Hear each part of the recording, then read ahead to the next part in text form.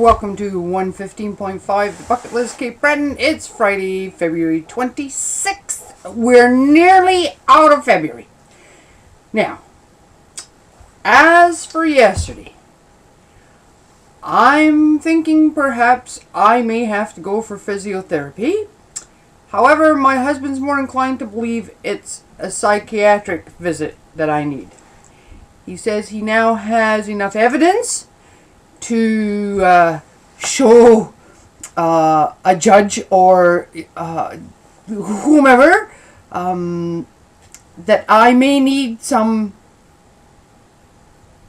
sitting in the corner time and reflecting on my inner peace.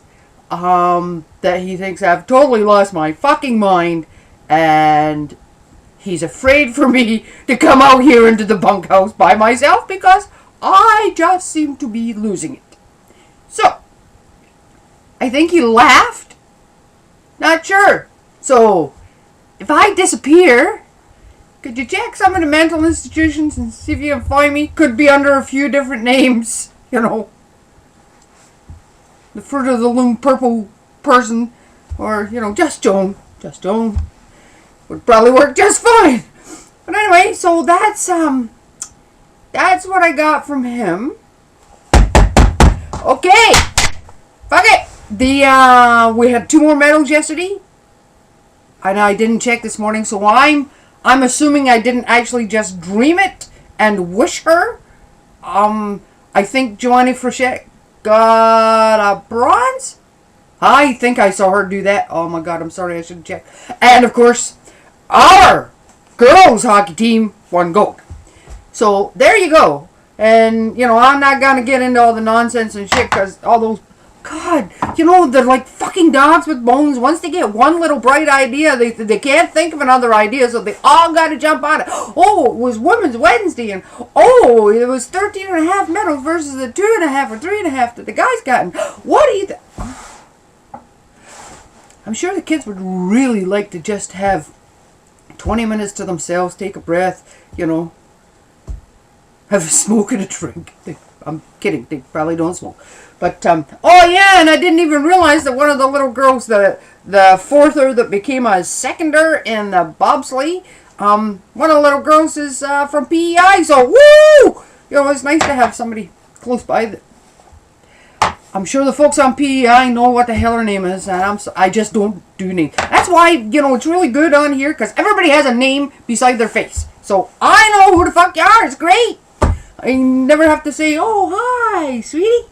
But I mean, I do that a lot in real life. What do you do? You know? I mean, after you've had 6, 7, 8 husbands, you don't use a name anymore, because you just don't know which one will come out. So, I always just call him babe. And it works just fine. So, you know, it's a magic little solution to a lot of problems. If you can't remember their name, just call them sweetie or honey or babe. Hey you's not very nice, but you know, sweetie's okay. I was thinking, seeing as how I think I really actually did hurt my back, you know, on that stupid table yesterday. I may just have to calm down a little bit and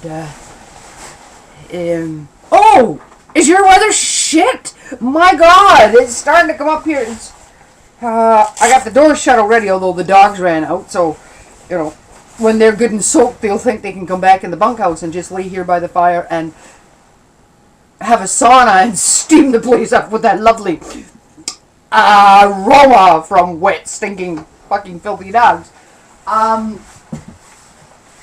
But yeah, we were expecting high winds, like really high winds, coming off of the. I know everybody looks and they say, well, how can the winds hurt you if the winds are supposed to be on the highlands and on the other side? Well, let me tell you a little story about how it works. There's a thing. It goes up over them hills and then it comes swooshing and then it comes in a big circle and then it splots us. So there you go. Not exactly Cindy Day-ish, but you know, it's I'm just trying to keep it simple for you folks that can't really understand meteorology. Just a minute.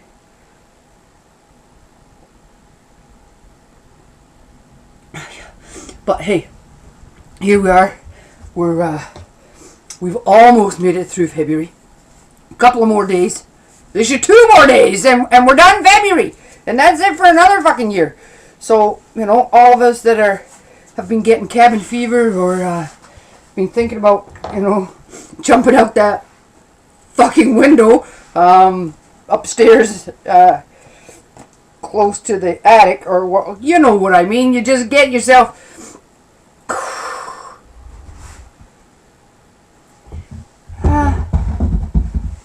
I actually got to watch news last night.